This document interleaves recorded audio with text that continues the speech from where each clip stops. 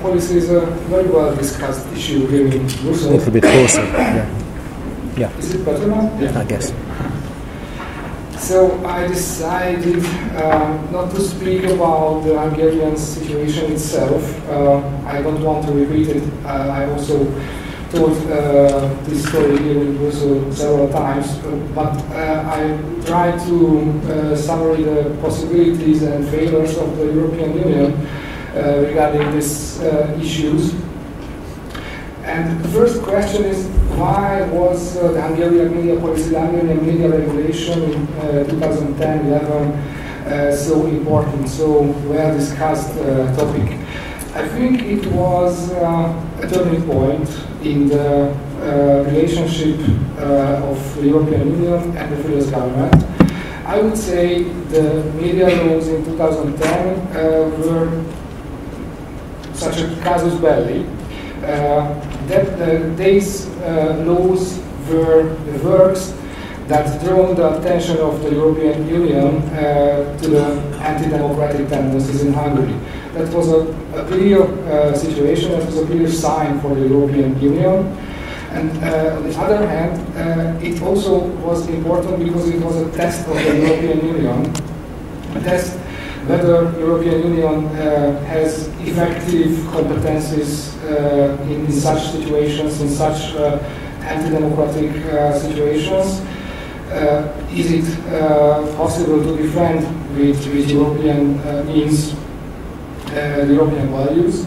It was a test of the courages how European Union applies the European law, and yeah, it also was a test whether European Union undertakes political conflicts defending of the European values.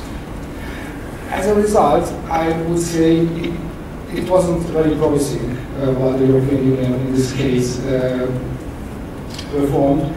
It was rather disappointing, and I would say it harmed Orban.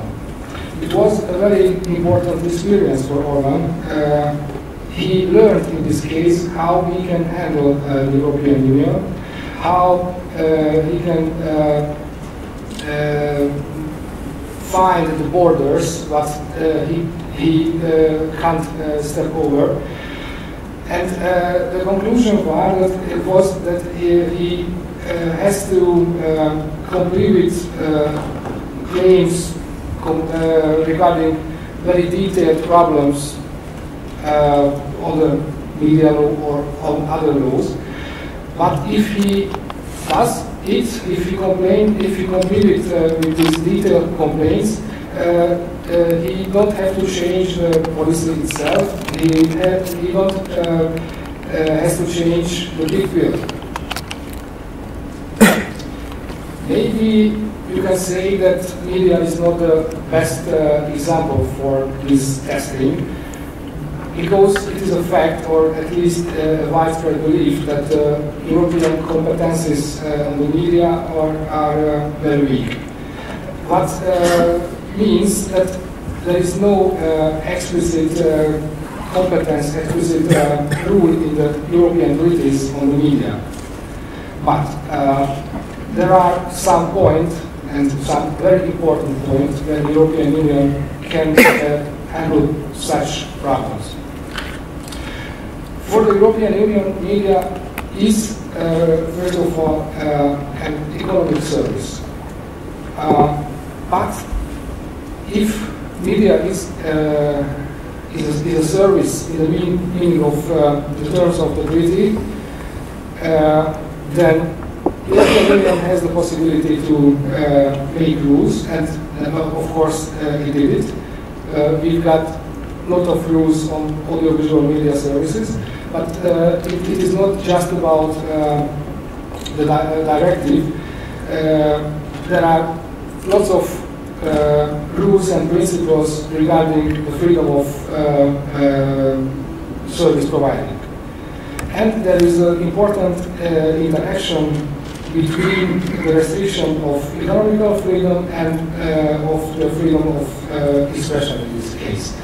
If a state regulates media services in a way that restricts the freedom of providing services, that mean, at least in many cases, also that it restricts the freedom of the press, the freedom of the expression to the press.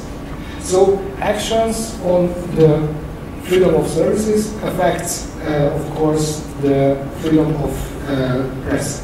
And it is also true that actions of the European Union against such national regulations has a very important impact on the freedom of press. So if media is a service in terms of the treaty, then it is a very important possibility for defend also the freedom of the press, the freedom of the functioning of the press. Yeah, media is mentioned in the treaties as a cultural issue, but culture doesn't enable any legal harmonization, and otherwise culture is now in the hand of the former Hungarian Minister of Justice, who was responsible for this Media Act from 2010, so no problem that there is no possibility to act. And where maybe the future is the connection between media and fundamental rights.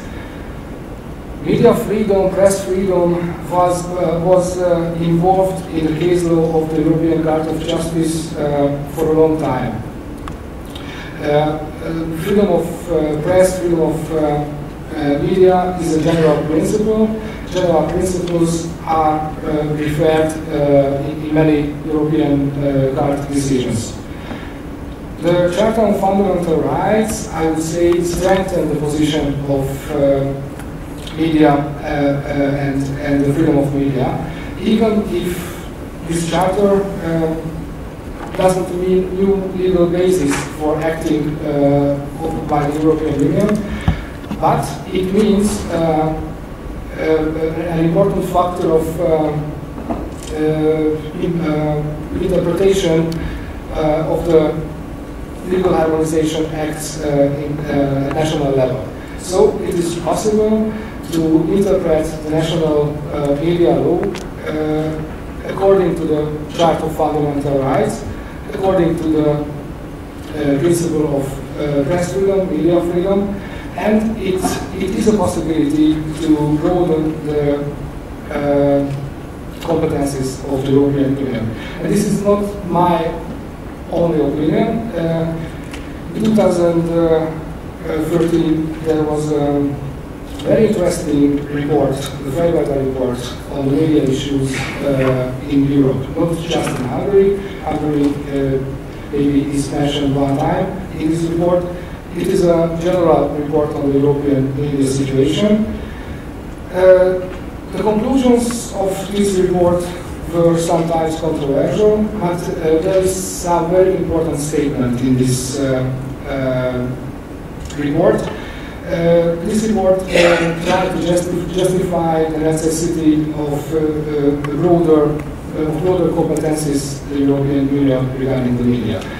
Namely, it states that the democratic legitimation of the European Union is exposed to the national media systems.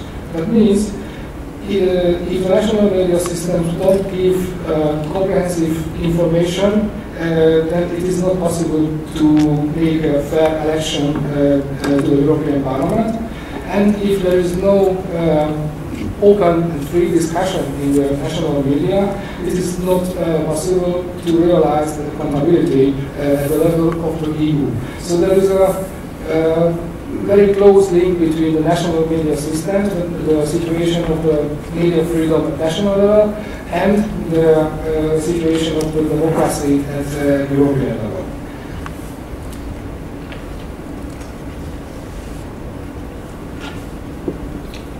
Some sentences about the steps what the European Union made regarding the Hungarian media situation, Hungarian media law. The steps of the European Union focused on Hungarian media laws from 2010. And you can see here 4 steps. but only 2 from these 4 ended in concrete European complaints or in concrete national steps regarding the legislation. Yeah, the first step was after the passing of the media laws in 2011, the European Commission made, I would say, very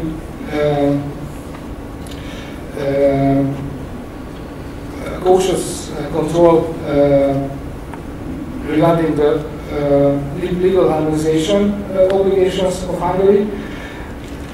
But on the other hand, I have to admit I was not satisfied with this control. But I have to admit that it wasn't only focused on the directive on audiovisual media services. It also controlled whether the Hungarian media laws are in line with the principle of freedom of services. And there was 4 concrete complaints by the European Commission. And I would say from these 4, it is just one that is really in connection with the directive. The other 3 are problems regarding the freedom of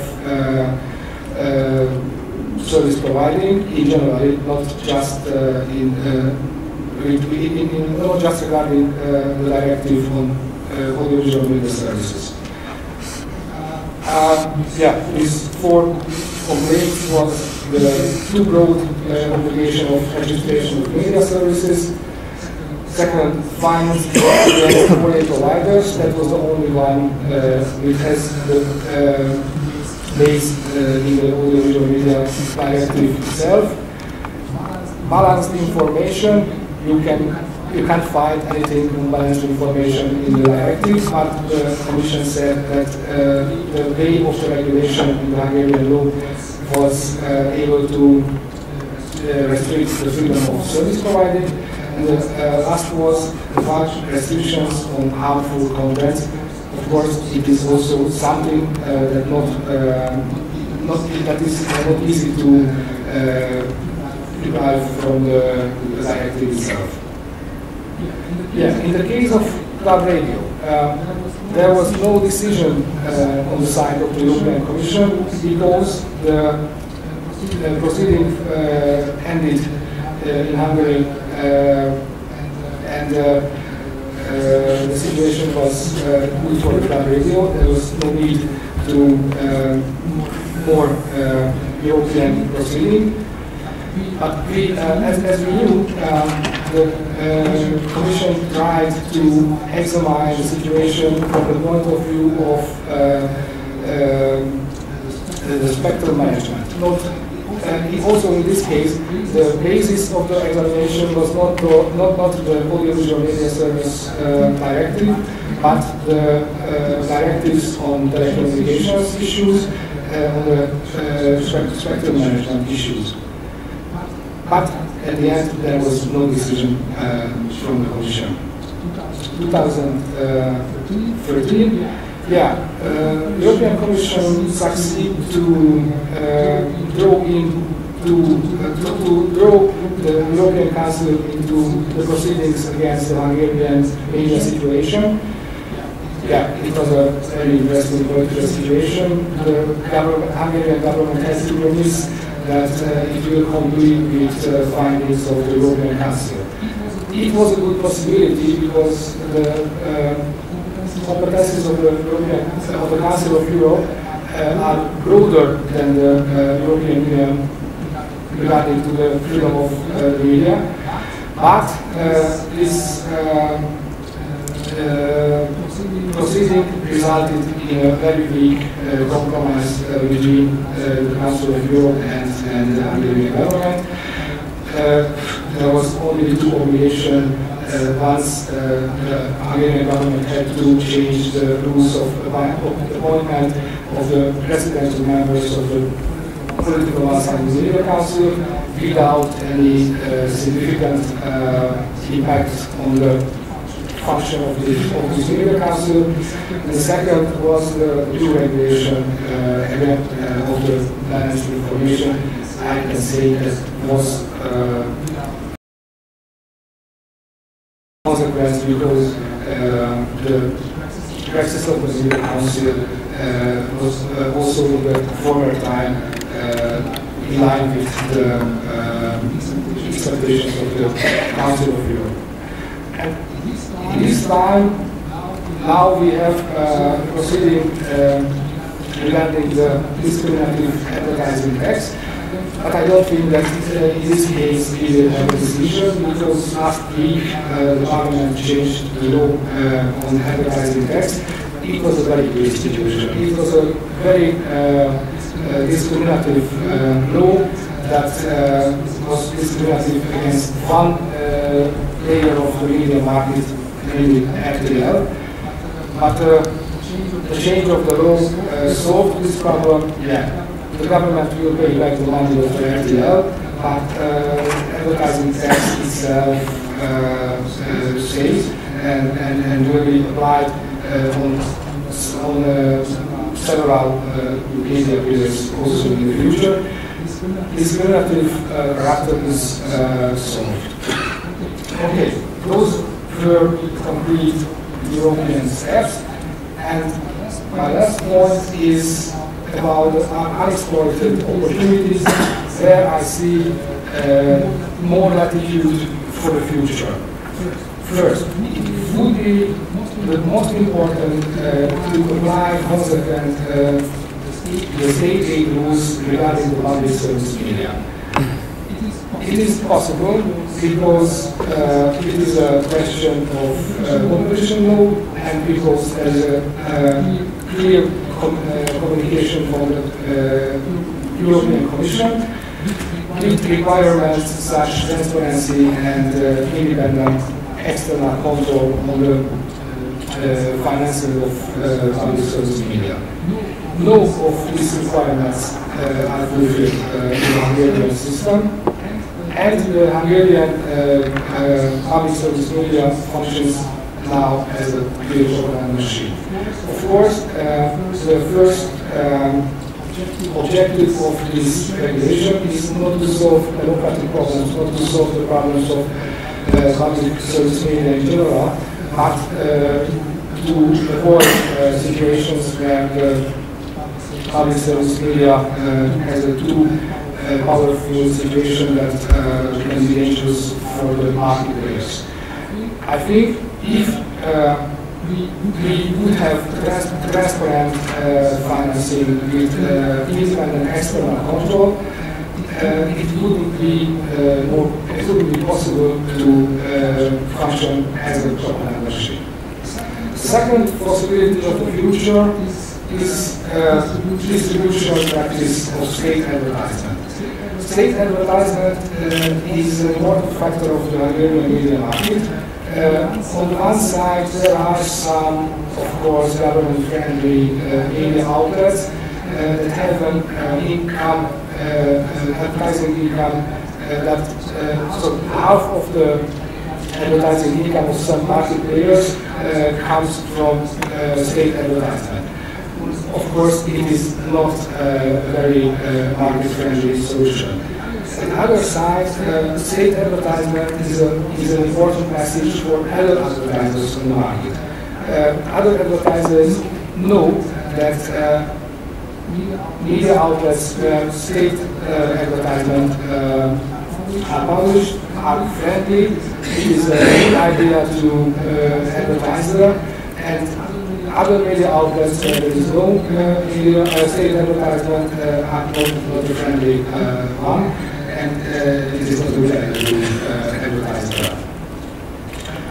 I would say if the distribution of state advertisement is totally independent of the market right of the market players, it can be seen as a state aid. It is a state aid. It is important because it is again a possibility to control on the basis of the European law of the European state aid law. Okay, third, 2 points. Control of frequency tenders. Frequency tenders are very problematic elements of the Hungarian legal regulation. And every time government-friendly dealers took part, they won. That was no question. And the whole radio market in Hungary is changed in the last 5 years. But frequency tenders are regulated also at European level, not in media law, European media law, but in European telecommunications law. This European telecommunications law prescribes that frequency tenders must be objective, transparent, non-discriminatory, and proportionate. I don't think that the Hungarian system is in line with this expectation. And the last point, I mentioned, it would be possible to interpret the Hungarian media law in consideration of the Charter of Fundamental Rights. It would be possible this way to examine whether the Media Council is really independent. I don't think it is. It maybe would be also possible to examine whether non-audiovisual contents, regulation of non-audiovisual contents is proportional. So this way of interpretation of Hungarian law could make new possibilities